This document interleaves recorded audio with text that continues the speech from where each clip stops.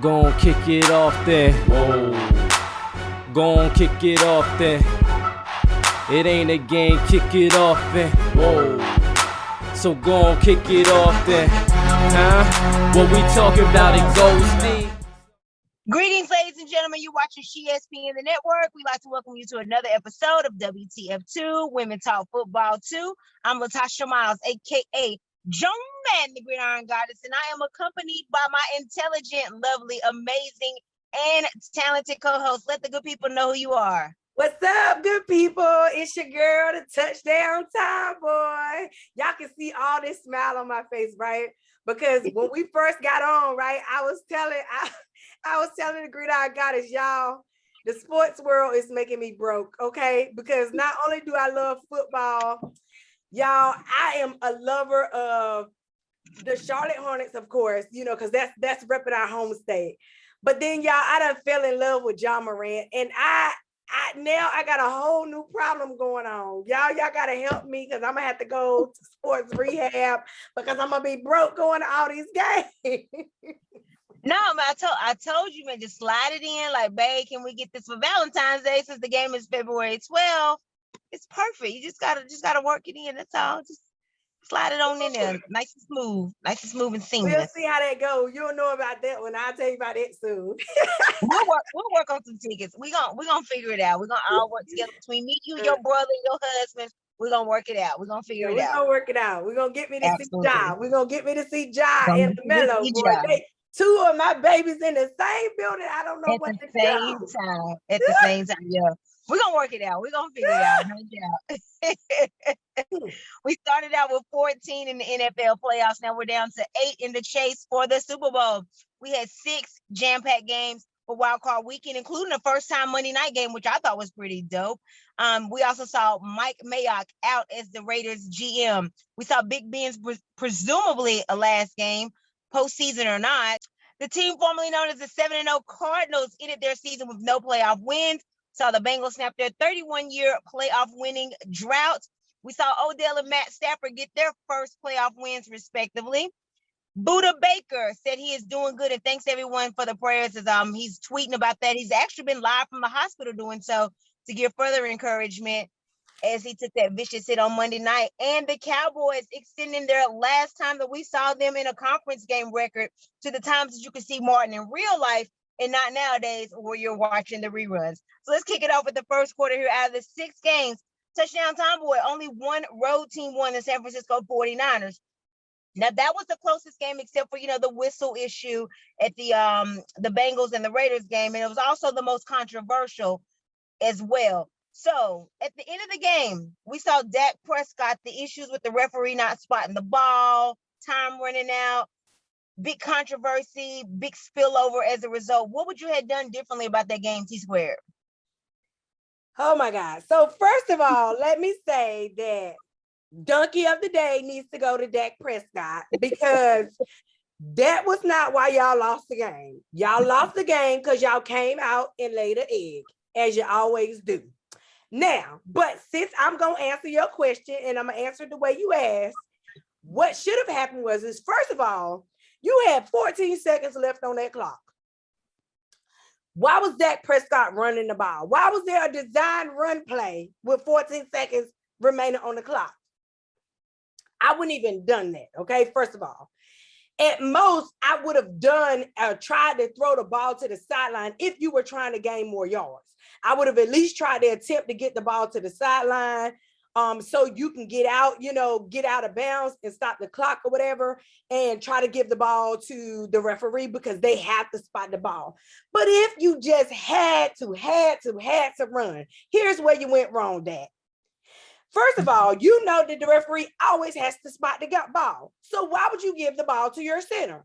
He doesn't spot the ball. The referee spots the ball. So you should have did a Larry Fitzgerald, ran and gave the ball to the referee, let him spot the ball, okay? And then you might would have had 2 seconds left on the clock. But personally, I felt like they should have just went for the, if they weren't going to do the sideline pass, they should have just went from the Hail Mary from wherever they were.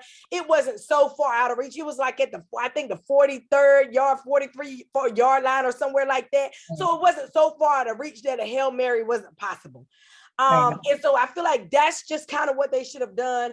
I feel like that it was just, honestly, all of that just was an indication of how that game had gone for them from the beginning. They had just looked disorganized, even down to the fake punt. If you go back and look at when they did the fake punt, they had to delay a game from the fake punt. Once you get the fake punt, the whole purpose of that was to bring the offense back on the field. So what took them so long to get the special teams off and the offense back on the field, and y'all get to delay a game? Come on, y'all know this is common sense. Once they got the first down, we 1st and 10 again. Special team don't run no plays. That's the offensive run plays. Why did it take y'all 20 seconds to get back on the field? That was just this mismanagement of time. So that play was mismanaged. The final play was mismanaged. I suspect that they need to figure out how to manage their time better, because they didn't do a good job of that at all.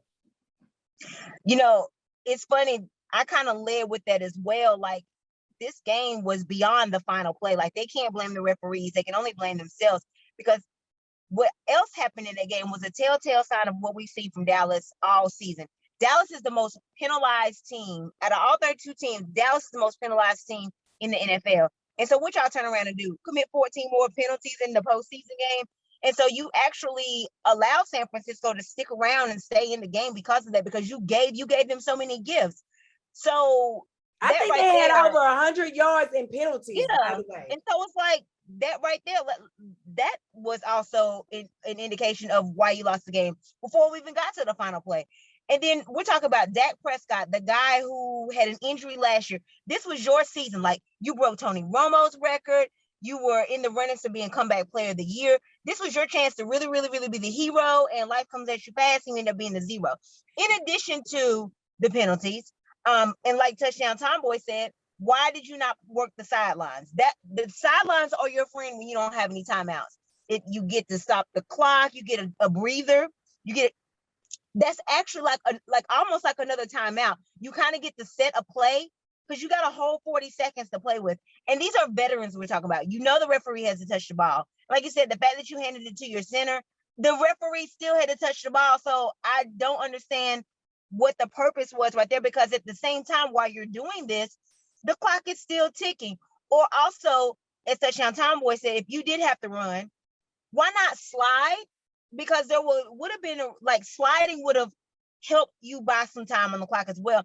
Also, the other good thing about sliding in benefit of the offense is a lot of times a late hit comes from those, or a roughing the passer, or helmet to helmet. So you could have played with that as well. So that could have been a 50-50 chance of you also getting another 15 yards. So the Hail Mary, you probably wouldn't even had to do that. Again, that's hindsight is 2020, but that would have increased your chances had you slid. That one of those three things could have happened for you to actually get a penalty and got some more yards. I mean, we could even go further back into this game with, why didn't Zeke touch the ball more? Why didn't you get CeeDee Lamb more involved more frequently earlier, in addition to the penalties? It just was a kerplunk from the beginning. And San Fran, they actually looked like they wanted it more. They actually seemed like they were hungrier for the game. I don't know. Dallas just really seemed very lethargic and very, very passive in this game. I saw no sense of urgency, no indication of urgency in this game. So I don't even know if any of those differences that she and I just spoke about would have saved you, because you honestly actually seemed like you didn't want to be there and that you wanted to go home, and you got that wish as according to your body language and the way that you play that game. All right, so moving along to the second quarter, in addition to the Cowboys, 5 other teams were eliminated from contention this weekend. So now that the seasons are over, what adjustments should be made for the Raiders, the Patriots, the Eagles, the Steelers, the Cardinals, and the Cowboys? Touchdown Tomboy, what moves should they make in the offseason to return to the postseason and possibly further advance next season? So I went team by team. First thing we have to do with the Raiders is we have to stabilize who their new head coach is going to be. That's point one. We have to do that. I liked who they had currently. Because I just kind of felt like, and I mean, I get it. You typically get a GM and a head coach together, so I get why they're doing it. But to me, I think it's something to be said that with all the drama that was surrounding this team, this man, as the interim coach, still figured out a way to get them to the postseason. That's a whole lot to be said. Absolutely. Now, so once they stabilize their head coaching, I think a couple things that they need to try to do. They need to make sure that they try to keep Derek Carr. I don't feel like Derek Carr is a bad quarterback. And with the amount of teams that are vying to try to find a good quarterback, if you got something decent, you keep it. Because this, like I said, this draft does not have a lot of quarterbacks available that are of elite talent. So you try to stick with Derek Carr. Ain't no need to go out there and try to change something else. Derek Carr is doable. You try to stick with him. The other thing that I think that they need is that they're going to have to get some receiver or a receiver or some receivers, because number one, no matter what you say, it was very evident that they missed Henry Ruggs. And I know that Henry Ruggs is long gone because of all the drama that went with him, but he was a vital part of their offense. And I thought that when they got Deshaun Jackson, that he would show up. But he's, to me, has laid an egg more than anybody this season, even after being traded from the Rams. He's laid an egg. Like, Derek Carr's been hitting him in the hands with the passes. He's dropping them and carrying on. And so, to me, he has just not lived up to the Deshaun Speedy Jackson that I'm used to. And so I think because of that, you have to go out and get receivers, because people are vying for the fact that you're just basically passing it to Darren Waller and Hunter Renfrow all the time. So you got to go and get you another body, and I know that, his guy was Zay Jones, who may be coming into his own, but I still feel like he needs another elite receiver. And then we have to get Max Crosby some help. So he needs another pass rusher up front so they can get more pressure to the quarterback. Because if you notice, in the game where they played the Bengals this week, the issue is Joe Burrow did what he wanted to do because they couldn't get no effective pass rush to the quarterback to basically make him make mistakes. They couldn't make Joe Burrow make mistakes because they couldn't get the pass rush to get to him to make him mess up. And so that's what I see with the Raiders. With the Patriots, here you have Mac Jones. You know how I feel about Mac Jones. He's an average quarterback with an exceptional O-line. Now, people don't want to own it, but he showed that in the Bills game. So now, if you're going to have an average quarterback, then you're going to have elite talent around your average quarterback. So that means that you're going to have higher pieces than Kendrick Bourne. You're going to have some true number one receivers. And when I say true number one receivers, I'm talking about OBJs, people that can go out there and they can make some game-winning moves, some Tyreek Hills. That's what you're going to have. You're going to have to get that. You're going to have those Justin Jefferson elite number one type receivers on this Patriots offense if you expect this team to be elite. Then the other thing that the Patriots are going to need is the Patriots had absolutely no pass rush. Now, I think some of that was due to injury because Josh Allen did whatever he wanted to do. I ain't seen no pass rush. They couldn't get to him. So I don't know if they had injuries or what was going on, but that defense was non-existent last week. So it's looking like they're going to need a little pass rush up there. Typically, and they may not. It could just be injuries, or they were just tired, or whatever was going on, they weren't having a good game. I don't know. But that's what it looks like to me. Now, with the Eagles got 3 first rounds, first of all. So they can go out and do a lot of killer stuff, okay? They got 3 first rounds. Even if they traded one of their first rounds back to get some extra pieces.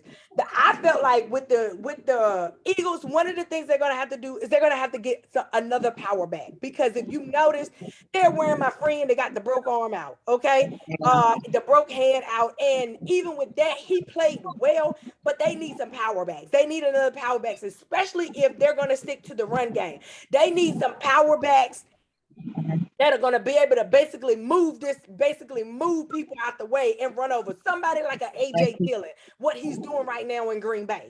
He's running people over. It's not that Green Bay's offensive line is so good. He's just so big they can't take him down. He's out here breaking tackles. So they're going to need a power back, especially if they're going to commit to this run game. Then the other thing they're going to have to do is I saw a little weakness in that offensive line. I don't know if it's because of the pass rush that Tampa had, but poor Jalen Hurts, he just looked like he couldn't figure out what, because they was pressuring him so much. You got to have people that are able to pick up those blitzes. And so to me, I feel like this is a good time for them to shore up their offensive line. I mean, I think outside of really Travis Kelce, I'm not really sure who else is on that offensive line that I would consider to be elite. I don't know them all by heart, but I don't know outside of Jason Kelce. I mean, not Travis, Jason Kelce, who else is elite. And even he had problems on Sunday. He hadn't even had no penalties all season until Sunday. So they got to strip their offensive line. And then they have to lock down they have to get some lockdown corners in that secondary. Now, I like Darius Slay and him, but if they're going to be an elite team, they have to be able to play in man-to-man. And they were not able to do that on Sunday. They got to be able to not just only play zone, they have to be able to play man-to-man. And the way that you can play man-to-man is you got to have good cover corners. And so I would potentially look at least a corner that can help you with Darius Slay if you're going to keep him, that another corner over there that's going to be top-level elite, so that if you can come out of zone and you can play man-to-man and cover really well on good teams that have the Mike Evans and that have those guys, okay? And then the Cowboys, poor Cowboys, they're going to have to fix their offensive line, their defensive line. Okay, that's the best way to say, because their pass rush looked real suspect on Sunday. And their offensive line, they just couldn't get it together. So I don't know what's going on with there either. And typically in times past, the Cowboys have one of the best offensive lines in the league. So I don't know what's going on there. So I think that their D-line needs help. And don't get me wrong, I know Michael Parsons was sick on Sunday, and that might have been part of the reason why they couldn't get as much pressure up front. And he didn't look like himself, because he had just come back from COVID. But the biggest issue that I see with the Cowboys is that both sides of the ball, they need help on the offensive line, defensive line. And the Steelers, I would say, you got to get your new QB, okay? Because Ben looked like a statue with arms out there on Sunday. He wasn't moving at all, okay? So you got to. So let's hope that Ben really does retire and they can get them a QB and they can shore up their offensive line. That's the main thing, because I never worry about y'all defense. As even when y'all say y'all defense is bad, y'all typically can hold a team to so many points. Now, Sunday, Kansas City is a different beast, though. So I don't quite see that. So, I mean, I'm not saying it. I mean, maybe you want a couple defensive backs, maybe. Yes. And be able to get a little bit more pressure up front. But I feel like your biggest issues are on offense, and that's securing your offensive line and figuring out who your next quarterback is going to be. And I would say the biggest issue for the Cardinals is let me tell you something. Kyler, I'm so sorry that happened to you. And my girl over here, Joan, said, listen, Cliff Kingsbury be dropping the ball at the end of the season. Now, she definitely said that. Now, I told her that I thought that if D-Hop didn't play, they didn't have elite receivers. We were both on it. Gosh, if that didn't what happened. They didn't have any receivers. Poor Kyler. We already knew that their offensive line had problems.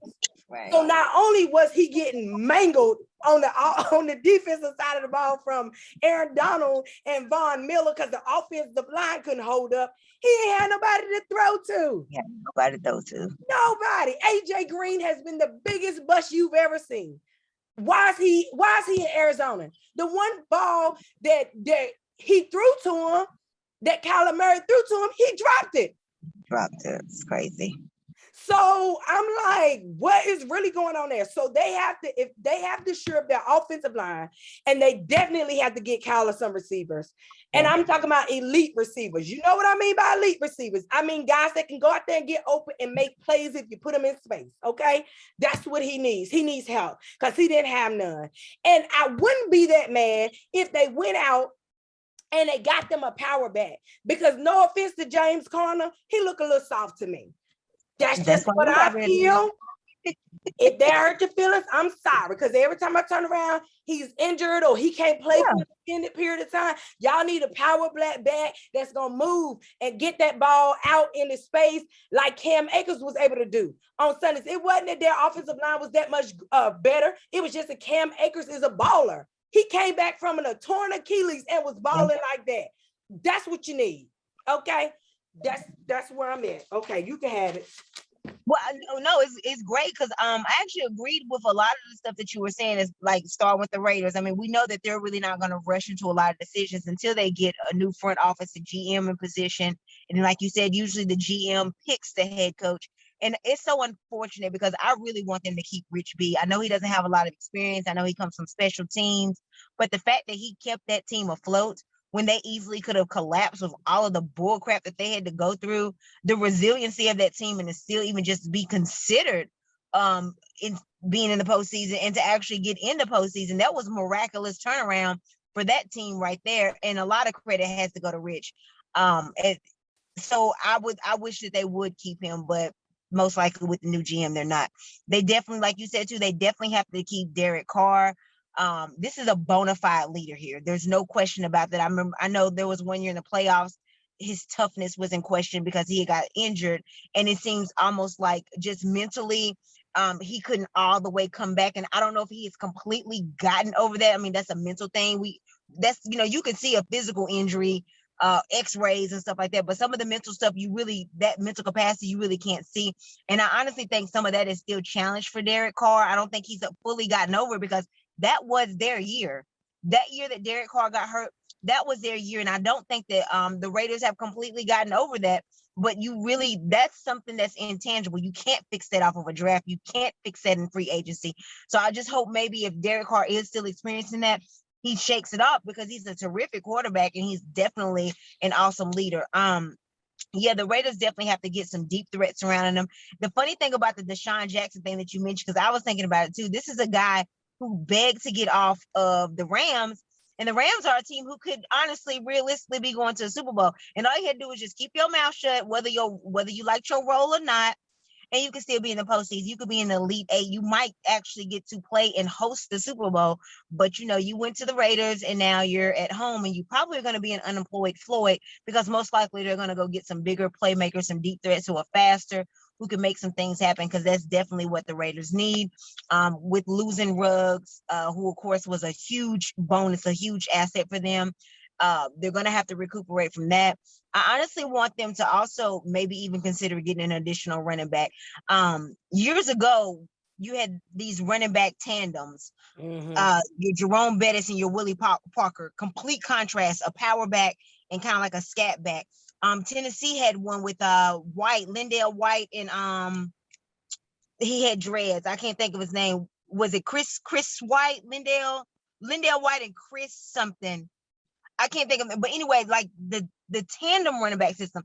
And we know that that Shanahan's dad, when he coached at Denver, one time he had 3 1,000-yard running backs. So I wish that like we could get back to like that tandem and that trio of running backs, because I really think honestly the Raiders could use that too to add some versatility to their offense and take some of the pressure off of Derek Carr as well. So those are some of the issues I think they need to address as well. And any player that y'all get, please make sure that they go through heavy mental evaluations, background checks, or whatever it takes, because look, I got tired of jumping on social media and finding out that one of your players was up there flashing guns or getting drunk or whatever the case may be, just whatever. So also take that into consideration as well, Raiders, when you're picking these players. The Patriots, I'm so glad that y'all won the same amount of playoff games with Mac Jones this year as you did with Cam Newton last year. To me, that's just a little bit of karma. I'm glad that you did. And the fact that you did it in a 30-point blowout fashion, I really appreciate that. They definitely need to look at pieces on both sides of the ball as far as the line of scrimmage, because Buffalo dominated there. I would go get re-up on your offensive line, re-up on your defensive line. You got to get that line of scrimmage back in control because it was obliterated. Both sides of the ball. It was embarrassing. And you've got to fix that, as Touchdown Tomboy said, because you do have an average quarterback. He's not a top 10 quarterback. The offensive line helped him look better. But then we saw what Buffalo did. And it's kind of like, is the offense really all of that? I mean, you got your tight ends in order. You don't have a playmaker at wide receiver, so that will probably be a necessary addition as well. So yeah, Buffalo, you would have thought maybe with Tom Brady leaving, like the next chapter, like, because it's still Bill Belichick, but Buffalo has owned that division the past couple of years. So it's almost like, was Bill Belichick as good as he was because he had Tom Brady too? It's almost starting to look like that because we've seen what Tom Brady's done without Belichick. Got another Super Bowl. So I don't know. So we might need to also start maybe questioning. Well, now I'ma say this now, and I hear what you're saying. But when I look at the elite talent on Tampa's team compared to what Bill Belichick has, that's apples and oranges. Because you talking a bunch of wide receiver ones over here, and he got maybe a 3 and somebody that probably shouldn't even be on the team. You know what I'm saying? But Brady's also done. He's had all these little bitty receivers too. Like he had one long receiver, and that was Randy Moss. He's won with Edelman. Edelman gets hurt. He's won with Welker. I mean, even here, all the stuff when Antonio Brown, Godwin being out. But see, even in that though, I feel like a lot of the stuff that happened when the Patriots won those games, a lot of it came down to how well that defense played. Now, Brady did make do with subpar offenses. But what I'm saying now is I feel like part of the reason why he's doing as well in Tampa is because he has elite receivers and he has a understand that. But I don't believe that New England would have lost by 30 the other night if Tom Brady would have been there as opposed to. Oh no, definitely not. Definitely not. Just because Mac Jones is an average quarterback. Right. So that's what I'm saying. But also I'm starting to question a little bit of Bill Belichick because are you really all of that great? Or is it because, like, you know, he's had 2 years without Brady. He has not won any division. He has not won where Brady dominated the division. So I don't know. I'm gonna look at. I'm not gonna go. One thing I'm not gonna do though is I'm not gonna question Bill Belichick's greatness because when Tom Brady first got there, he didn't look nothing like the Tom Brady now. And I feel like that was years and years of mastering the game. And a lot of that was attributed to Bill Belichick. So I ain't gonna discredit him. Then don't forget though. Now Bill Belichick got a couple of cheating scandals associated with that as well. He ain't cheated in a long time, just like he also ain't been to a Super Bowl in a minute either. Well, I ain't gonna do Bill like that now. I can't do it. I'm gonna keep monitoring it, but I'm gonna give it about another year or two. Let's see how Bill goes year 3 without Brady, and I'm gonna start throwing question mark stamps up above his head because I don't know. But moving along to the the Eagles, I see a very promising outlook with them. I like their coach. And it was announced that Jalen Hurts will be the number 1 quarterback, so they're not going into next season. He should be. Yeah, they're not doing quarterback controversy. So Gardner Minshew, you know, if you feel like you're supposed to be a number 1 quarterback, it's not going to be Philly. You're not going to be a distraction. They went on ahead and nipped that in the bud, sir. Okay. Now, I understand Hurts has hurt the offense sometimes. Sometimes there's been some questionable decision making, some errant throws, but Philly owes him more offensive talent than he has surrounding him. I mean, they haven't really recuperated from Zach Ertz going to Arizona. I mean, don't forget, Philly also went and got Jalen Reagor, and they passed up Justin Jefferson, and they passed up DK Metcalf. And that still sticks out like a sore thumb to me. I don't think that's Jalen Hurts' fault. I think that's Leary and them's fault, and who they drafted. So y'all owe Jalen Hurts as a result of that. Well, while you're talking about the Eagles, even in that, though, people have to remember Jalen Hurts is really a rookie, just like Mac Jones is. So, I mean, because even though he was there last year, he didn't play. This is his first year playing. I mean, that's true. I just feel like once he gets some better components around him, then he'll do a better job. I don't feel like it's all Jalen whatsoever. Just but the decision making, some of the decision making, like, baby, just throw it away. You ain't gotta run. You know, you ain't gotta like rush a pass and then turn it to an interception. Sometimes just throw it away. That's on that part. Yeah, I agree with that. So that part, I just think he needs to improve on, which is an easy improvement. But y'all get that man some pieces, and you won't have no problems. And then, like you said, with the 3 first-round picks, that is a lot of room for them to really, really make some vast improvements. And it was a clear indication that they won this Carson Wentz trade As Carson Wentz is at the crib, he might be an unemployed Floyd as well. And they didn't even make it to the playoffs where the Philadelphia Eagles did. So I think that Philly's in a nice position going forward. I really, really am seeing a promising outlook for them. Now the Steelers definitely need to address the quarterback position. As a fan of the Steelers, I have no bias, but looking at this from a very, very broad outlook, I'm not a fan of the quarterback class coming out. I'm also not a fan of our backups. I don't know what Haskins can do. I really don't.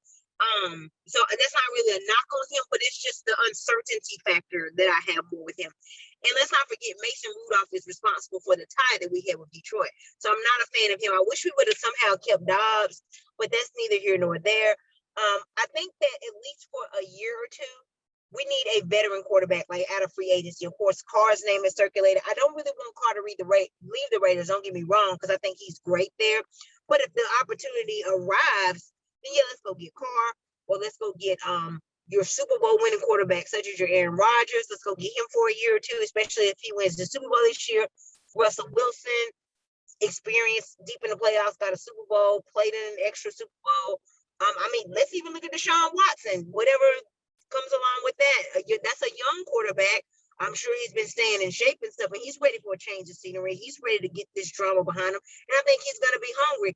I wouldn't even trip off Jimmy Garoppolo. I'm going to be honest, I'm not the biggest fan of him, but it's better than an older Ben. It's better than this quarterback class coming out, and some of the other. I'll take him over Gardner Minshew. Gardner Minshew think he's going to be a starter somewhere. He probably got a shot with us, but I don't want him. So, and plus, whatever quarterback we get, regardless of what quarterback we get, we got to give them an offensive line. And yeah, yes, ma'am. Quick question. So I actually like Russell Wilson for y'all more than anybody else. I like Russ in that system with your weapons. I think Russ would do well there. But I think that I think that the Patriots may be considering trading Mac Jones. Would y'all be interested in him? Only more so because Mac Jones did come from the Nick Saban system, and because Mac Jones has championship experience, and because Mac Jones is young. Those reasons, I wouldn't turn my head at him, but he's not my favorite. He's not my favorite. But and again, if we do get Russell Wilson, we owe him an offensive line because that's his issue in Seattle. He's tired of getting pounded. He's older. So we can't just bring Russell Wilson up in here without having no and we gotta have some bows and bells and whistles for Russell Wilson. So we gotta put that package and presentation together first to make it a little bit more welcoming to get him or anybody. And I do want us to address our secondary. I like our secondary, but honestly, our defensive line and our linebackers, they kind of disguise some of our flaws on defense, which I appreciate. But Hayden's older, Fitzpatrick has to do so much, and he doesn't have he doesn't have a lot of complementing pieces. I want us to keep Hayden. He is a free agent, though, and he's older, and he's not as fast. He's had injuries. So that's the stuff I know that front office is going to look at as blemishes for him. But I would love for us to somehow make some type of room for Hayden because, he's a front runner on our defense. The heart, the spirit, the leadership. He's a veteran. He recognizes stuff. It's just, again, older in speed and injuries is a factor. But I would like us to have some depth, if nothing else, on secondary as well. The Cardinals. Beyond the offensive line issues, beyond the receiver issues, y'all need a conditioning coach. Okay, y'all need some better conditioning, some better training, and stuff. Because I don't understand how Hopkins was doing just fine in Houston all that time, and then you get the errors. Is it the humidity? Is it the dry heat from the desert? I don't know. I can't pinpoint it, but I know that there's been a huge change for Hopkins in this situation. And then Kyler Murray, he's a smaller. Kind of like Drew Brees could barely see over his offensive line. Kyler Murray the same way. So y'all really got to protect him. He can't even see in front of him. He's below sea level, for goodness sake. So y'all really got to watch this man's back. Get him some O-line. Definitely got to have some more weapons. And A.J. Green. Can we get the Cincinnati Bengals version of A.J. Green? You have been complaining all the time about wanting to be with, y'all wasn't winning. The irony there.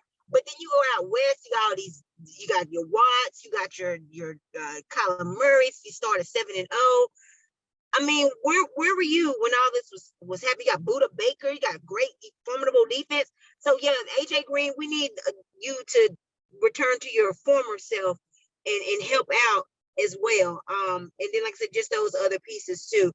As far as Dallas, I really couldn't see a whole lot of flaws with Dallas, other than I know you said the offensive line or defensive line. I agree with that, but honestly, I think Dallas's issues is a coach. it was that too, but they have to, some of that stuff they have to fix internally. I don't know if bringing more external pieces is going to help when y'all don't even have discipline. Like, y'all can't even not be the most penalized team in the league. Y'all went and got teenage amount of penalties in a wild card game at home. Like, I can understand even on defense because the crowd is like, there was a lot of San Fran fans that, don't get me wrong, but usually, and then it was the same repeat offenders. It was Gregory multiple times. He's been doing this all season. Like, at some point in time, when does the growth kick in? Okay, when does I got to do better kick in? When does I can't keep being a repeat offender? Like, learning from my mistakes. When does that come into play? And those are the things I think Dallas really, really needs to fix more so than anything. I mean, body language, attitude. Like, CD Lamb, and I understand frustration, don't get me wrong, but he was acting real juvenile with some of this stuff that was happening. And I know you wanted the ball. You should have gotten the ball more. But at the same time, why not go tell your quarterback, like, hey, bro, I'm here. I'm open. Throw your hand up instead of pouting and catching all these attitudes and being real extra. Like, your quarterback's not gonna trust you and feel like you down with him when it's kind of like playing spades and you his partner and you cut him. Like, that was kind of the vibes that you were displaying. And so you gotta kind of be a little bit more supportive. Y'all over there arguing on the sidelines, y'all over there do this your fault, finger point and stuff. Like, just be like, hey man, you owe us. Fix it next play. You drop that pass, hey, we're gonna go right back to you and you go get the touchdown. Brady does that all the time. I would never question Brady's leadership. Brady does that all the time. Like, he'll give you another chance to make up for it. He'll believe in you. He'll pat you on the back. We're gonna fix it. And I think that's the type of stuff that Dallas needs. They really have no true identity of leadership. And all these gifts and all this talent that you have, these Pro Bowlers, the talent is there. You should be further along than you are. You have to fix these things internally. And until then, you're going to continue to implode. All right. So for the halftime presentation, the touchdown Tomboy, you've been discussing all the mascots, the origins of the teams for the past few weeks. So I'm actually excited now that you've done those 32. I'm excited because I have no idea what direction you're going to go in. So I'm looking forward to anticipating what you got for us this week. Okay, so I mean, I hope that, I probably ain't gonna meet the hype, but anyway,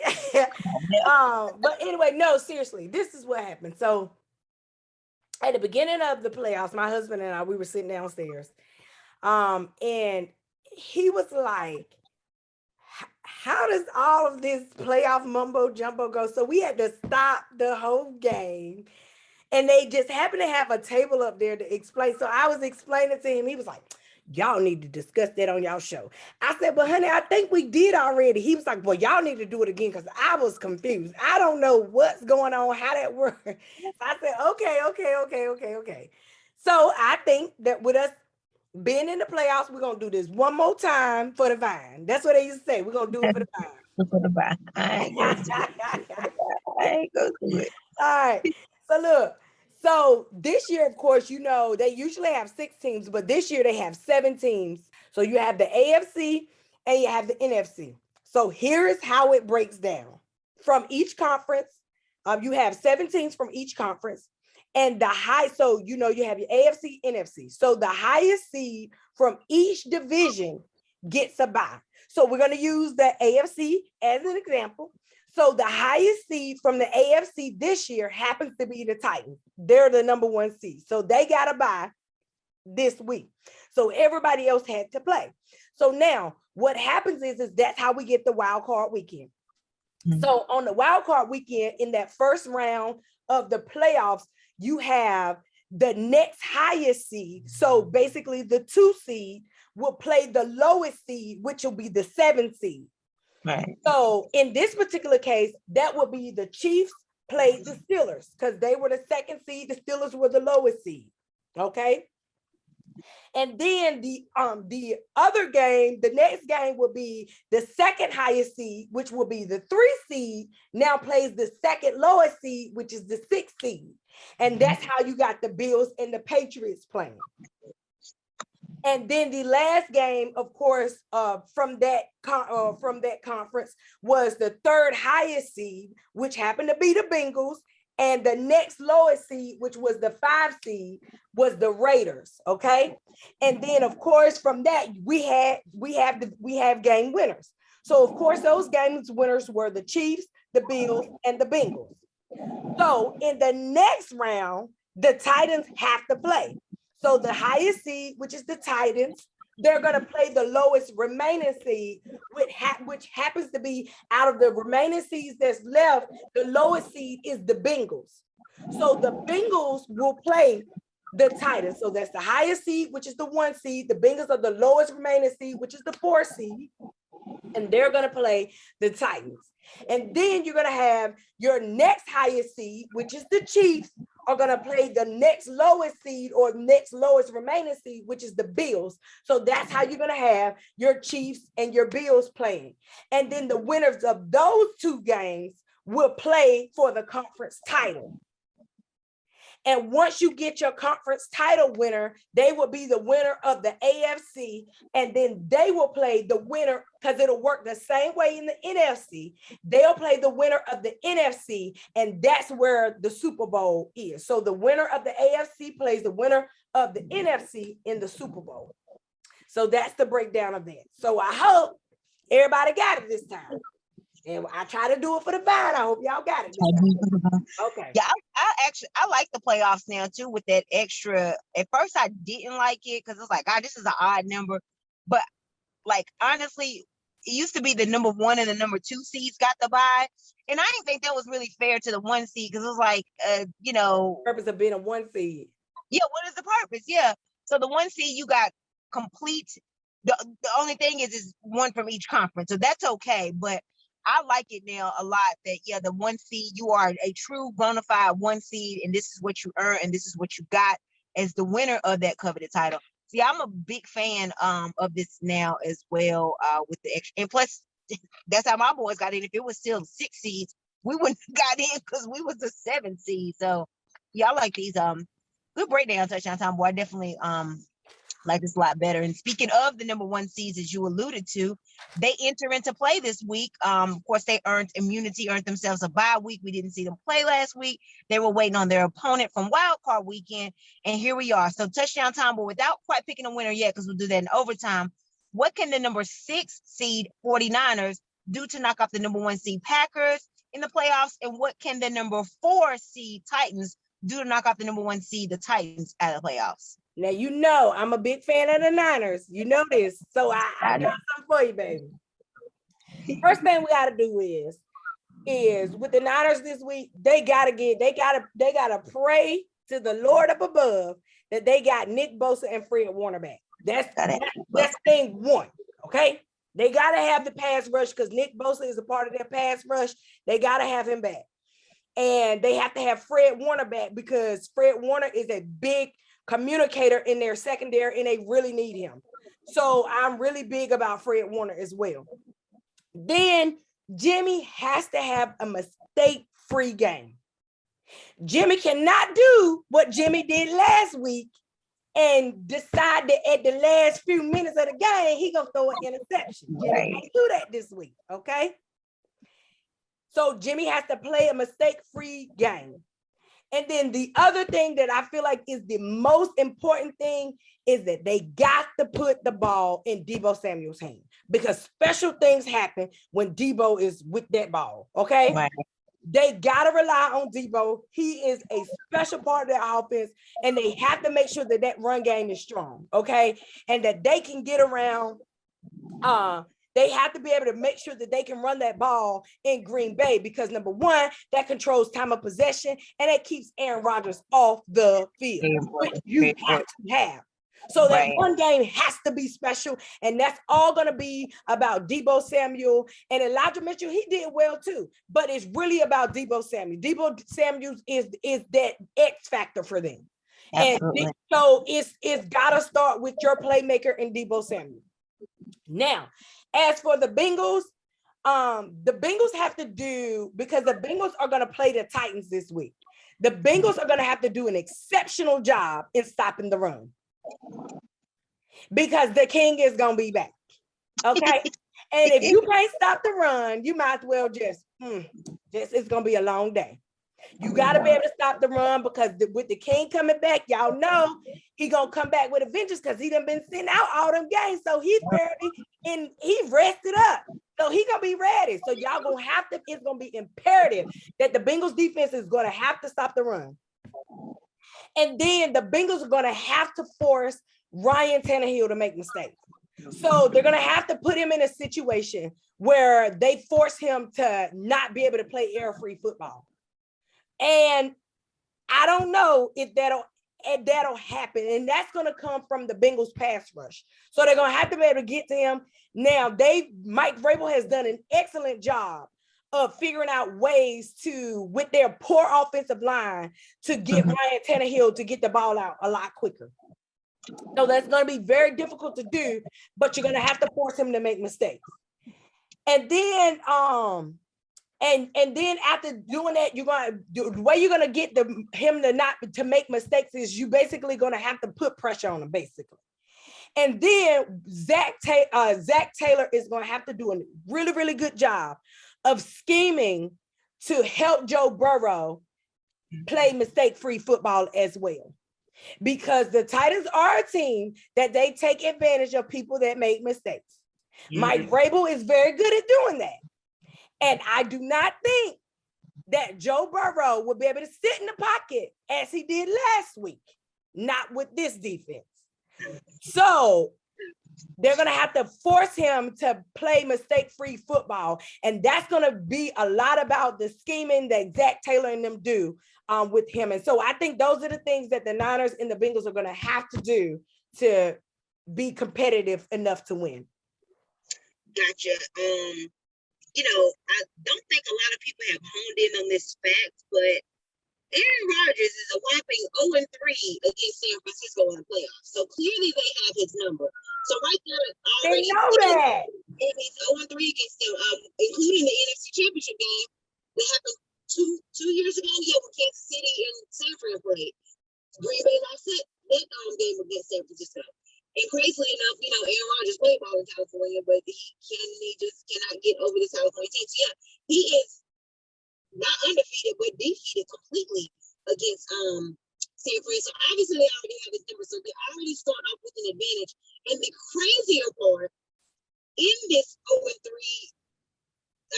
record that Aaron Rodgers has against him, Jimmy G has statistically outplayed Aaron Rodgers. Aaron Rodgers has, in these games, got costly last-minute actions from that stingy Green Bay defense. Obviously, that stingy San Francisco defense. And they've either been able to, if they got the early interception, San Fran has turned it into points, or it's been at the end when Green Bay was driving, they were coming from behind.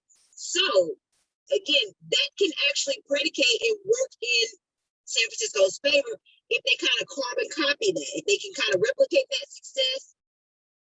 Again, we're talking about Jimmy Garoppolo here. Statistically, he has played better than Aaron Rodgers in these games against each other. I don't know what it is, but Aaron Rodgers just struggles against every time he's played against San Francisco. So yeah, so if Jimmy G can continue to have that success, and honestly, like you said, he threw that interception that almost was the demise of the game. But other than that, I'm not a big Jimmy G fan, but other than that, he really didn't play a bad game in last week against Dallas. So he needs to duplicate that again, probably even a little bit more cleaner as well, because there were some rushed passes from him. Maybe throwing it away a little bit more, because you are also, at the end of the day, even though Aaron Rodgers has been very unlucky, he's still the reigning MVP that you went up against. So you want to outplay him once again. But the other thing is, another way that the 49ers can beat Green Bay is the turnover battle. Again, that's something that they've had a lot of success on in these games. They have to force turnovers. They have to create turnovers. And somehow, some way, they have to win the turnover battle against them. Which, again, this is something they've had success on. So it's not impossible. It's not familiar to them. You just kind of have to keep that same success that you had. So, like those two are the main factors. And granted, Green Bay's defense is vastly improved here. So Jimmy G is going to have to probably play a little bit better, because this is one of the better defenses that Aaron Rodgers has had going into a playoff game against San Fran. So yeah, Jimmy G, just continue to not make those mistakes that you have. Outplay Aaron Rodgers somehow, some way, like you have, and I think that you'll be just fine. And the other big factor is nobody's scared of playing Lambeau anymore. This is not the Brett Favre Lambeau Field. This is not the Max McGee, the Bart Starr Lambeau Field that we used to know. The one where Tom Coughlin's face was super duper red. Like, they've actually got heaters and ventilators, and it's all nicely well tuned, and they got some bits under that thing now. So it's not really as scary playing in Green Bay as it has been in January. So use that to your advantage as well. Like, it's not going to be as cold or unbearable conditions on that field that it has been. So this is also another way that you could possibly make Aaron Rodgers be 0-4 against you in postseason play. But for Cincinnati, I don't like. I don't think it's as favorable as them, because they're not 3-0 against Tennessee in the playoffs. I mean, my God, it took them 31 years to finally get a win this past weekend. So my bigger concern for Cincy is, of course, Tennessee has a lot more experience. Excuse me, Tennessee has a lot more experience, but also 49ers had a lot more experience going against Green Bay than they do. However, when it comes to the quarterbacks in this, I like Joe Burrow a lot better than Ryan Tannehill.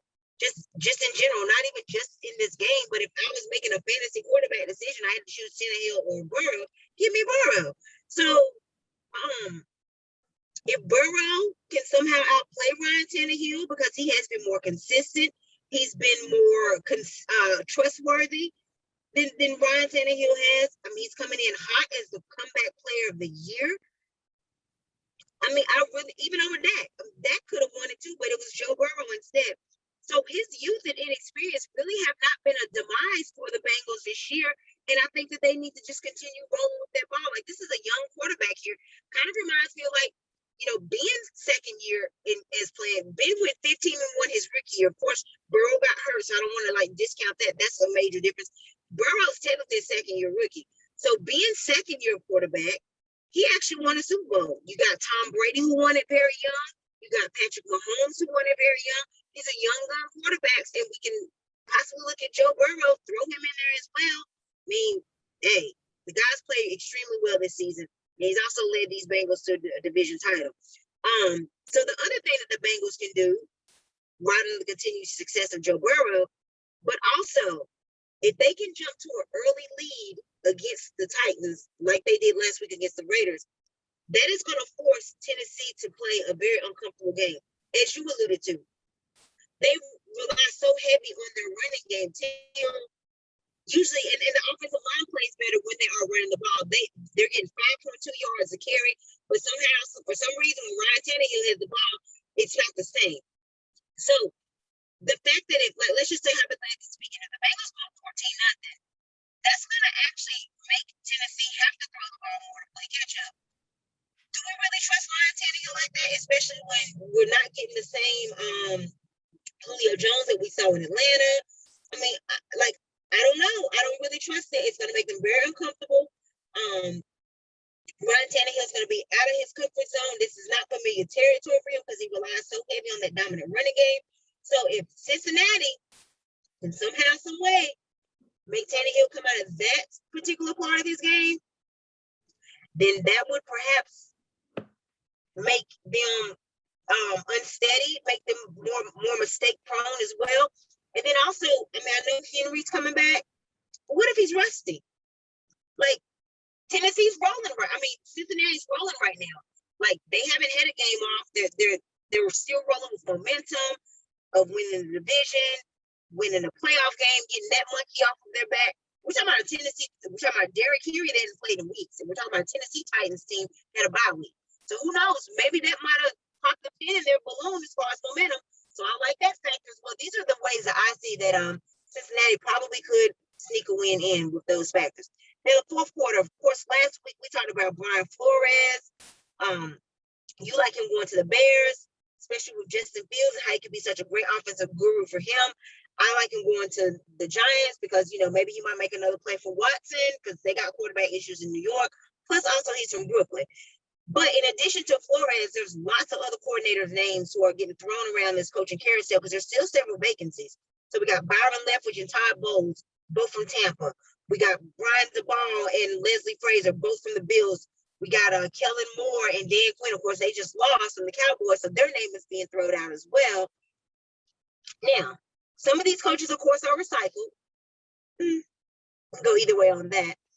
But who do you think most likely we're looking at for future head coaches with some of these openings, such as Tom Boyd? So of course, you know, we've already talked about Brian Flores, and so of course, he is going to be numero uno on my list simply because he was a winning coach in Miami, and I feel like Miami foolishly got rid of him. And so I think that it would be wise of any team to pick up a winning coach and just plug him in and say, hey, do whatever you were doing, but we just want to win, you know?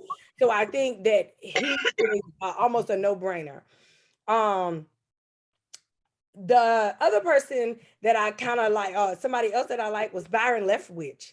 And I actually like Byron Leftwich for the Jaguars. He already has ties to the Jaguars. And what he's doing offensively with Tom Brady, I think could be very, very special with Lawrence. And I kind of like that, what they have, because listen, here's the thing. The Jaguars are not a really bad team as their record say, because that defensive front is for real. Okay. That defensive front shut down Josh Allen. It shut down Carson Wentz this year. So, I mean, that defensive front with their Josh Allen, they're real deal. The issue is offensively. And so I think if you can get somebody in there, Byron Leftwich, and shore up that offensive line, the Jaguars could be a special team and possibly go back to being, you know, Saxonville, as they call them. And I think that Byron Leftwich would be a great fit there. He already has ties to that organization. And I think that would just be very, very smart of Mr. Khan to bring him in. And then the other person that I really, really like is Dan Quinn. Dan Quinn was already previously a head coach, okay? And so he understands the system. He understands how it works. He knows what it takes to be a head coach. And I really like how he's changed up his defense and just kind of went off and revamped and became this new Dan Quinn. And I kind of like the aura that he's presenting. And so I think that Dan Quinn definitely deserves another go round. And I would not be shocked, depending on how far the Bills go, if somebody doesn't give Leslie Frazier a good look or two. But I would say my top three that I was looking at would be Flores, Leftwich, and Dan Quinn. Gotcha. You know, first of all, kudos to these coaches that are still playing, that are still coaching. They are turning down interviews left and right. They're like, look, bro, I got a game this weekend. Let me holler at you, winning if I get out. To where it used to be, people would take those interviews in the middle of the week and try to go back to coaching like it was nothing. And honestly, that didn't work out in a lot of people's favor. They would take that interview. I can't think of any right now, but on paper, it didn't pan out for them. They would lose the next game. And it's like the focus, taking that interview kind of deterred their focus. So kudos to a lot of these coaches. They're just like, you know what? You're going to hire somebody before you interview me because I'm still playing. Be that as it may. Okay. You're not the team for me. Anyway, I'm focused on the game right now, bro. I'm in the divisional round. I'm trying to get to the Super Bowl. I'll holler at you. So I really appreciate the approach from a lot of these coaches, especially like Brian DeBall and Rip. They're not taking interviews right now.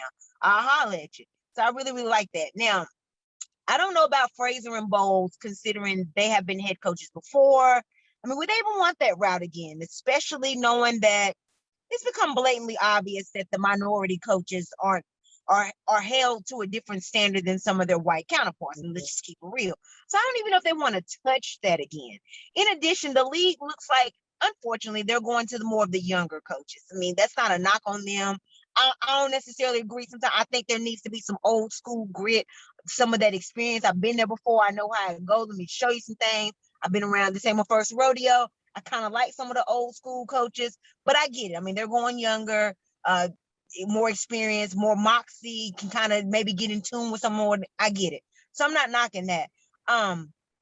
like Rich B, for example. I mean, he's 62. I think that the Raiders might get rid of him as well because of age. Again, I don't think it's fair, but hey, that's where we're at nowadays. I mean, look at the NFC playoffs. You got a 44-year-old Tom Brady. Okay. Every coach left in the NFC except his, all the opposing NFC coaches, all of them are younger than him. Sean McVay is 35. You got Mike Shanahan, not Mike Shanahan, Kyle, his son. 42. Sorry, Kyle He's Shanahan. Yeah, 42. he's 42. Yeah, I said his daddy's name. Yeah, Kyle is 42, and even Matt LaFleur, ex-coach Carr. Again, I'm never not calling him Matt. My health is the voice. He's 42 as well. All three of them younger than Tom Brady. So the direction is definitely shifting to more of the younger coach. So I think GMs will gravitate more towards that. So that's another reason why I don't know if they'll look at Frazier. I agree with you. I think he deserves another shot. I don't know if he wants it, but I think he deserves it, especially with all that he's done with the Bills these past few years. And they probably won't look at Bowles as a result either. Now Brian DeBall, he's 46, and his name has surfaced for the past couple of years.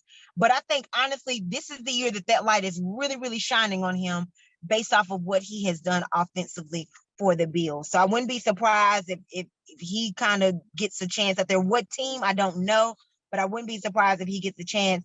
Even Byron Leftwich, like you mentioned, I didn't even consider the Jacksonville thing. I think that's brilliant. And plus he just turned 42 earlier in January. The only thing, again, the skin that he's in. I just don't know. I just feel like he's going to come in with some unnecessary and unfair pressure just because of that. As we've seen one time where we had 7 black coaches, 7 minority coaches. If you count Ron Rivera and if you count the one at the Jets and Mike Tomlin, now we're down to 3, even though 70% of the league is African-American and or minority. So I don't know. It's been a shift in that. I don't agree with it, but I just hope that Leftwich still gets considered. But again, I don't know the skin he's in. Even Eric B and No Rakim from Kansas City Chiefs. Why is he still not a head coach? Now, people say he don't interview well, but look, I don't give a darn about him interviewing well. Is he gonna win well? The man ain't got to say nothing to me in the interview. I'm looking at your stats, looking at your numbers, all these AFC championship games you've been to, the way you done Mahomes, the way you're doing with Kelsey. I want some of that success. So you don't even got to come to the, you know what? You ain't got to come to the interview. Just sign the contract. Just come sign the contract, and I'll be cool with that. But I don't know, again, if race is playing a factor as well with this one. But I really think it is time for Eric B to get looked at, especially if y'all are calling Kellen Moore some type of offensive genius with his 0 playoff wins. And then we got Eric B, No Rakim with 6. So no, that just does not sit well with me for whatever the reason. And y'all are Kellen not Moore calling run plays for his quarterback in the last play of the game. Yeah, but he's a genius. So yeah, I don't know. And there's a lot of the other thing, whether it's Dan Quinn or it is Kellen Moore, they have to break up that marriage down there in Dallas between them two and Mike McCarthy. They have to divorce that. And not even so much like thinking Kellen Moore is so great, or maybe Dan Quinn don't want to be a head coach anymore, which he could, but they just have to break it up because that 3-headed monster down there with McCarthy, Quinn, something ain't right. It's not working, and it's internally imploding. All the finger pointing from that San Fran game. There's no chemistry. So I wouldn't be surprised if one or all 3 of them come up out of that Dallas situation by default, if nothing else. So we'll see how it goes. All right, so now on to overtime. We're picking just 4 games this week as we're down to the Elite 8. A little college basketball terminology for you there. Yeah, the Elite 8 of the NFL. And of course, you're a big basketball fan also, as you already talked about earlier in the show as well. So yeah, we get 2 games on Saturday, 2 games on Sunday.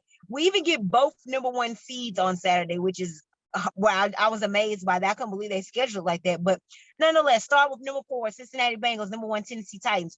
4:30 p.m. on CBS. Both teams winning their divisions respectively. Derrick Henry returning to Tennessee. Bet you AJ Green would like to be returning to the Cincinnati Bengals in this game, considering his old team has moved on without him and his current team is at home. So yeah, TT, who do you like in this one? I am a huge fan of Mike Vrabel. As much as I love Zach Taylor, I'm a huge fan of Mike Vrabel. And so it's hard for me to bet against Mike Vrabel. So I'm going to have to pick the Tennessee Titans in this game. I agree with you. I love the growth and the turnaround season that the Bengals have had, but I just don't believe that them reaching that Super Bowl pinnacle will come this quick. especially when you're going against a Tennessee Titans team that has so much experience in the postseason.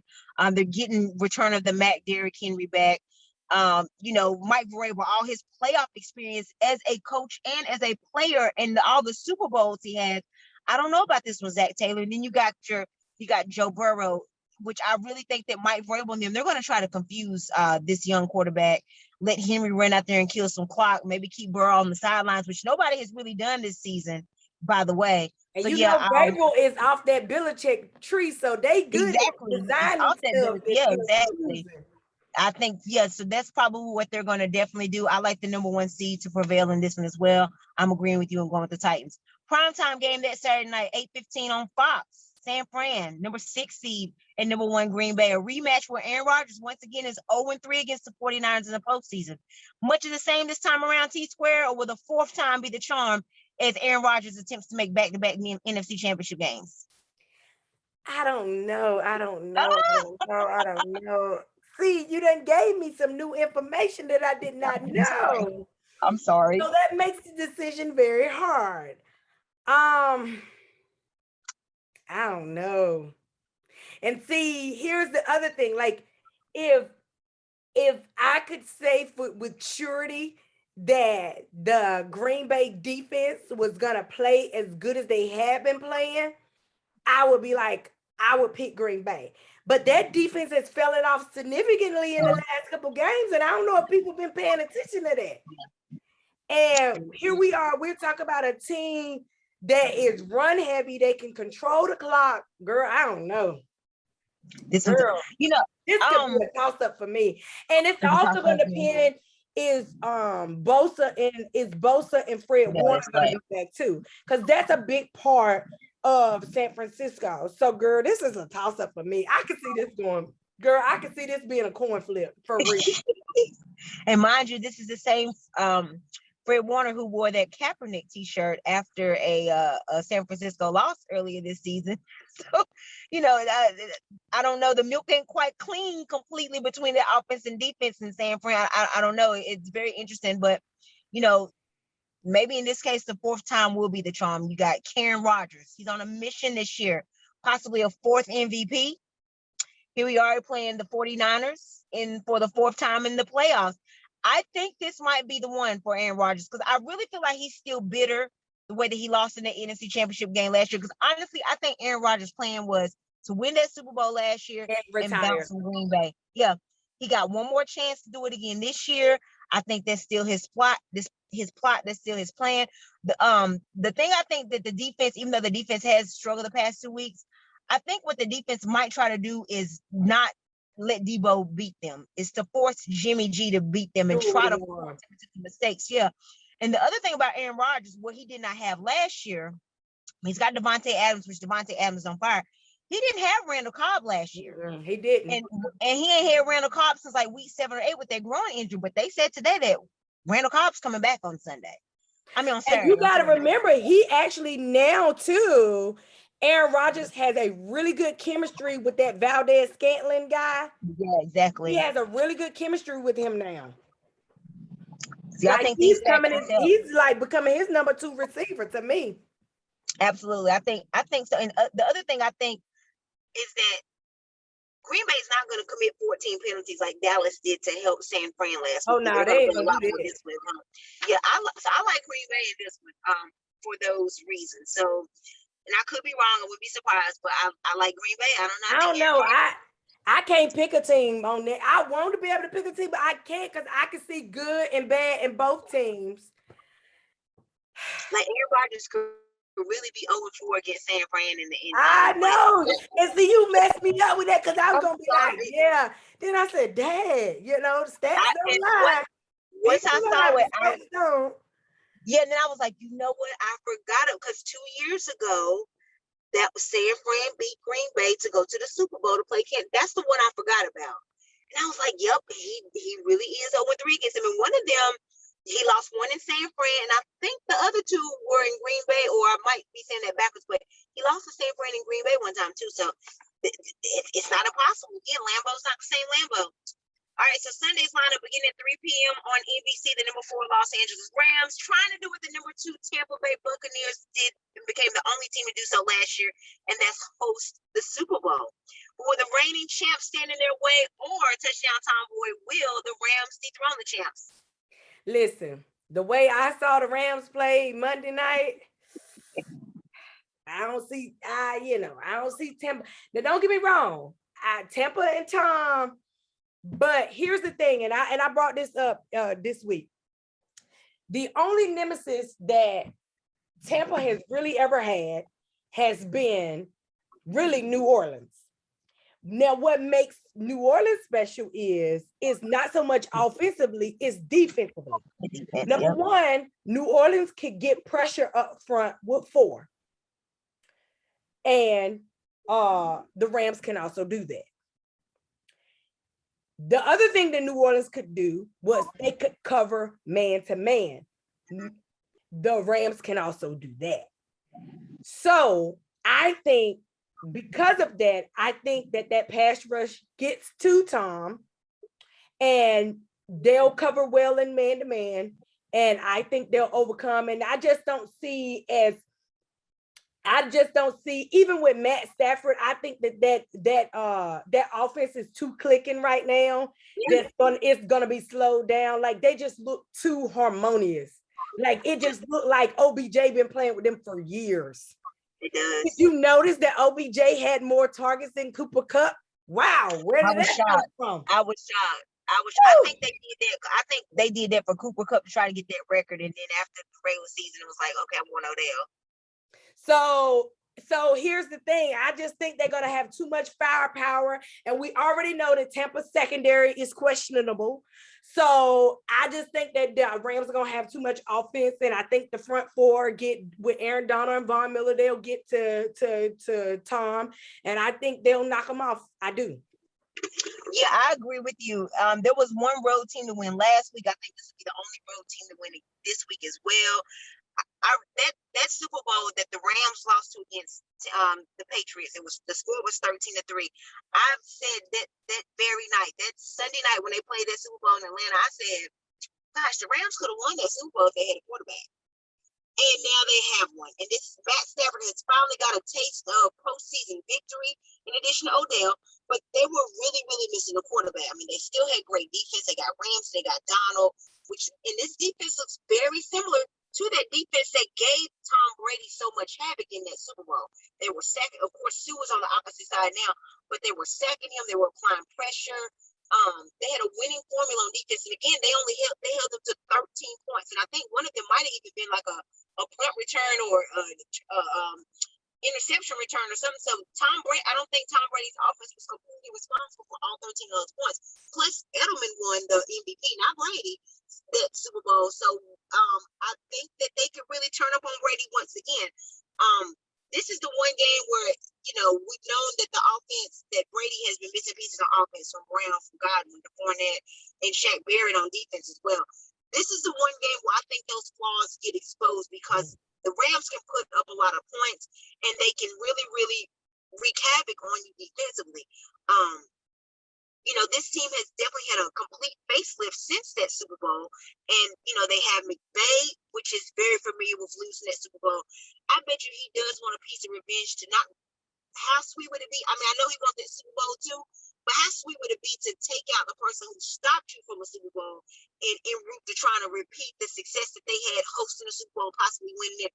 I think McVay has that chip still on his shoulder, and I think that the high-powered offensive and defensive Rams go ahead and get this victory as well. But plus Von Miller, you think he don't want to go back to the Super Bowl? After Denver struggled for so many years. So yeah, I like the Rams a lot on this one too. And to conclude the divisional round weekend, we have the number 3 Buffalo Bills at the number 2 Kansas City Chiefs at 6:30 p.m. And that's on CBS. So thank God, finally no Chris Collinsworth on a Sunday night. I want to just point that out first and foremost, because he is just a diabolical hater for everybody. But nonetheless, now this is an AFC Championship rematch from last year. So we're getting this game a week earlier. And remember, Stephon Diggs, when Kansas City was celebrating going to the AFC Championship, he came out there humbly, stood on the field, watched them celebrate. So touchdown tomboy, will Diggs have that deja vu again this year, or will the Bills prevail instead? I think the Bills gonna prevail this time. What? And I'm gonna tell you why.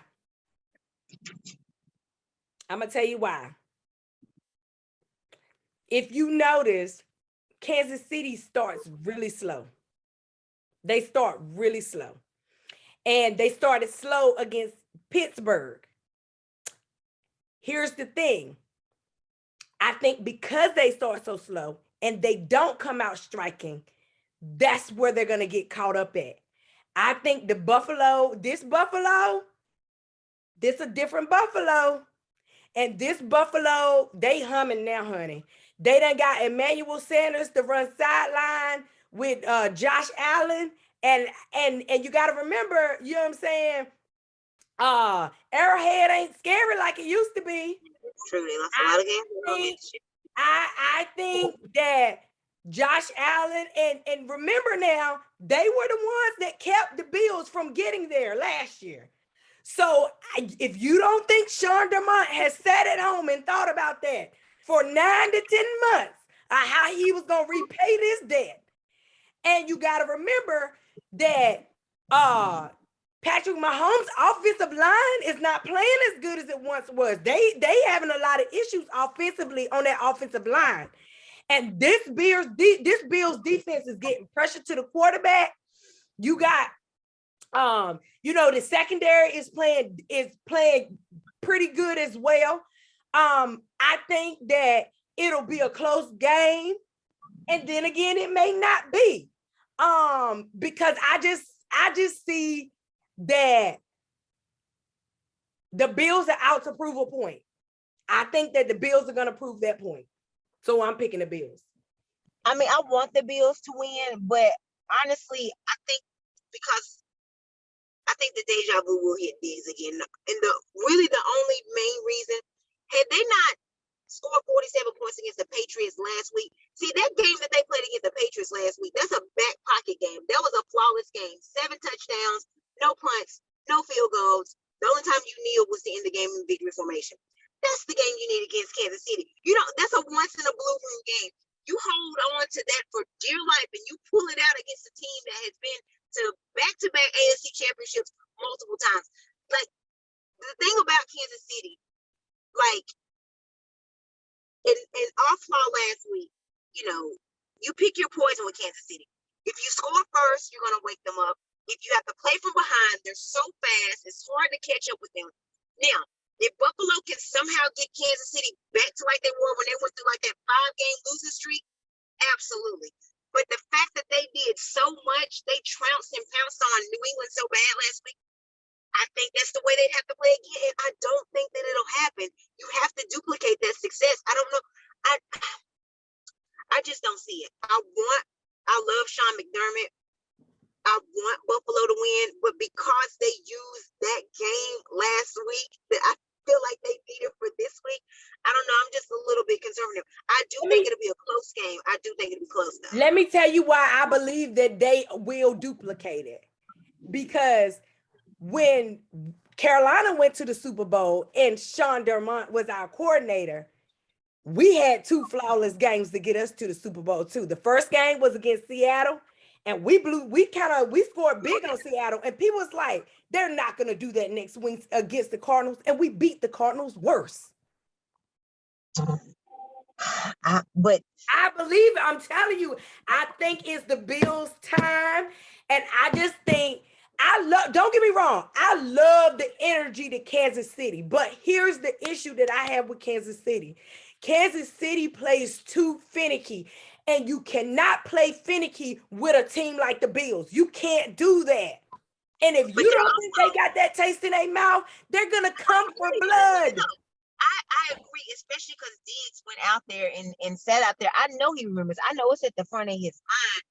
But again, that type of game that they had against New England last week, I hope they do it again. Don't get me wrong. But again, I just feel like that's the type of game that you have to have against Kansas City. And plus Kansas City has film on that game. Oh my gosh. Like, now they're familiar. They just saw the best that you gave to a team last week. So they're gonna like, oh gosh, I just hate that so much. I hear like, what you're. really I wish them understand to what look you're at that. saying, but here's also the other issue. Kansas City has the most suspect defense there is. Of course they do, but they're still so fast and speedy. Their offense makes up for that flaw. Here's the thing. Buffalo has the same high-powered offense. So it's going to come down to which defense is going to be able to slow it down. And I trust think the Leslie Bills Frazier can do defense that. more than I trust Kansas City. Yeah, I think Leslie Frazier can do that. I want the Bills to win. I just wanted that game that they did to Buffalo to get, especially because New England wasn't even that competitive like that. Like, They just ran over them. Like that. Yeah, like I hope they do, but I just don't know. The Kansas City can use that to their advantage now. I didn't want them to have that as like a weakness or like them to have that to their advantage, but now they do. I don't know. I hope Diggs gets to go out there and celebrate this time and say, I wish it was the AFC Championship game too, to kind of raise the stakes. But the other thing is, you know, if they could beat Kansas City, and Cincinnati can somehow beat Tennessee, then that AFC Championship game is going to go through Buffalo. So I'm sure they'll be rooting for Cincinnati the night before too, and if they can return that favor, we got ourselves a number 3 seed hosting the AFC Championship game. We'll see what happens. Definitely see. I like it. I like the setup. I'm looking forward to this divisional round this weekend for sure. Definitely want to send out best wishes and positive vibes to Corey McDowell, defensive lineman for the Cleveland Browns. Now, at first, you know, I was thinking that maybe he was kind of like Odell and kind of like Kareem Hunt. Like maybe he just didn't want to play with Baker Mayfield. But this situation looks like a little bit more internal, a little bit more serious than I originally thought. So, again, just definitely sending out a multitude of just warm wishes, positive vibes to Corey McDowell, whatever it is that you're going through. I hope that you can get the help that you need and get real back in, because there are people who love you and people who care about you. So definitely our best wishes to you. Anything you want to add on that situation, touchdown Tomboy, or in the world? I don't, because I haven't really even looked at it. So I'm going to look it up as soon as we get off, because I can't comment because I'm not familiar with it, because I haven't seen it. I mean, he's gotten in trouble before, like some physical altercations, like when he was with other teams. But this one's just like a little bit more bizarre because he got arrested. He was nude. He was walking past like a kid's playground area. So he was like, yeah, and it was in Florida, and he assaulted an officer in the midst of the arrest. And it was just like a whole spiral. So yeah, definitely check into it. Yeah, again, Corey McDowell, defensive lineman on the Cleveland Browns. So yeah, interesting situation there. So anything else you want to add or about the world of football or? No, man, I'm just ready. It's getting better and better every week, and I gotta go find my tickets for my game. Gotta definitely go. We're gonna work that out for sure. Absolutely. Well, we appreciate you guys once again for tuning into WTF 2 Women Talk Football 2 for Touchdown Tomboy. I'm the Gridiron Goddess. We appreciate you, and we're out. We're out.